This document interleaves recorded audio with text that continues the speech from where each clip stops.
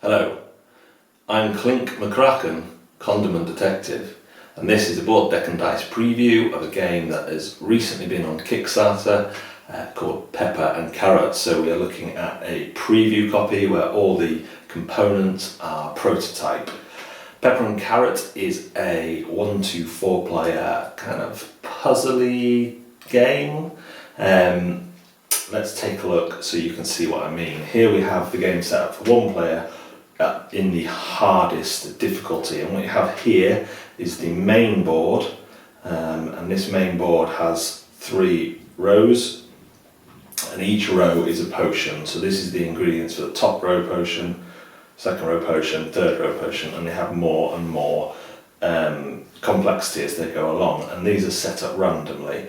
In a easier game, you would take out some of the ingredients and have less complicated potions to make, and on the player board you'd have less rows of potions because you'd have less ingredients in. Then you have the main actions and you have your own player actions over here, and what you're trying to do on your player board is manipulate the tiles so you have these potions in order. So I'd need a mushroom, a unhappy potion, another mushroom, poison, and a horn, all in order, all touching through these connectors.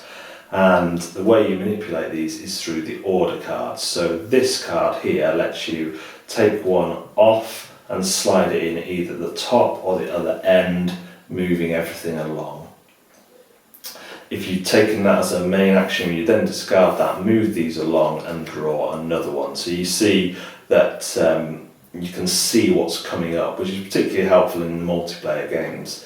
Not so much for the 4th player, but once a player's taken their turn, they can kind of have a reasonable idea about what they might get. And that would be one player's turn. After they've done an order, they would check to see if they have completed any potions. If they have, they would take a token, say they've completed 1 potion, and then it would be the next player's turn. This lets you rotate any potion 90 degrees. I haven't really got anything helpful here. Well, I need a wing to touch these teeth, so I might do that. I'm not doing very well, but just to give an example, I need the old, I call it the chicken eyeball, but I don't know if it is a chicken eyeball. It just looks like one to me. So that's rotate. I use that, so I will pop that out, and then the last order you will get is a trade places, and any adjacent orthogonally, so up or across, you can trade places to get yourself closer to achieving your potion dreams. So I may, I'd like to get another thingy up there, wouldn't I, but can't. So let's, just to give you an example, I know I'm messing everything up here, like that. On your turn you may also pass if you don't want to make a move, and you also have a copy of each one of the orders in your individual supply, and that's a one-off use. If you don't want to use the card that is at the rightmost there, you can flip it over and use whatever one you want, but that is 1 time per game. So once you flip that over, I no longer have the trade places available until the start of the next game.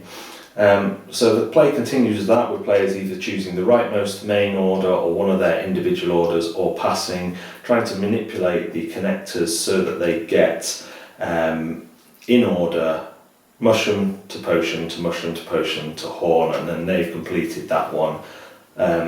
You can complete the potions in any order, it's just simply a race to complete all 3. And that is Pepper and Carrot.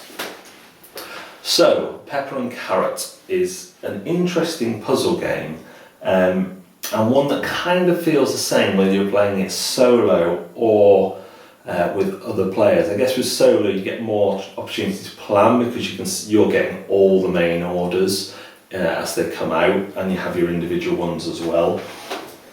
And in multiplayer you're not going to get that much freedom. In solo you'll race against the order deck, so once that's cycled through a number of times, your time is out. It can be very difficult at the higher levels. They're long potions to connect, and as you can see I was nowhere near right at the start, but once you start moving things about, you start seeing pathways and you can line things up. So it is neat. I think my biggest complaint is the individual player orders, that they are just exactly the same as 3 orders available to you in the main deck. So it just feels like that could have been something a bit more, like it could have some more spectacular powers, like swap any 2 anywhere on your board, but only a 1 use. I know there is a mini expansion in the Kickstarter.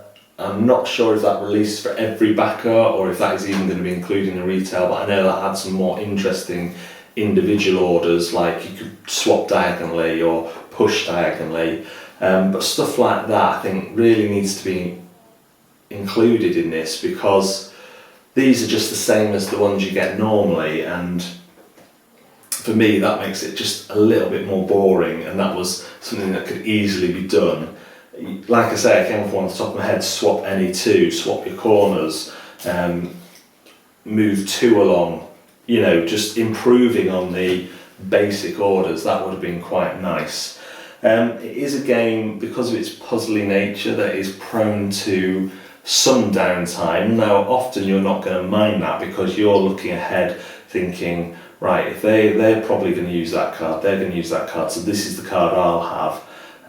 Can I use it? Which potion am I nearest to getting, or do I need to use one of my orders? So that time often is used thinking on your own puzzle, because it is one of those games where there's no player interaction other than these cards, other than people saying, using a card you wanted to use, but that is almost never going to come from someone looking at your puzzle and seeing that you're close to completing a potion, because they're so absorbed in their own puzzle and their own potions, and it would just be too difficult to think about both.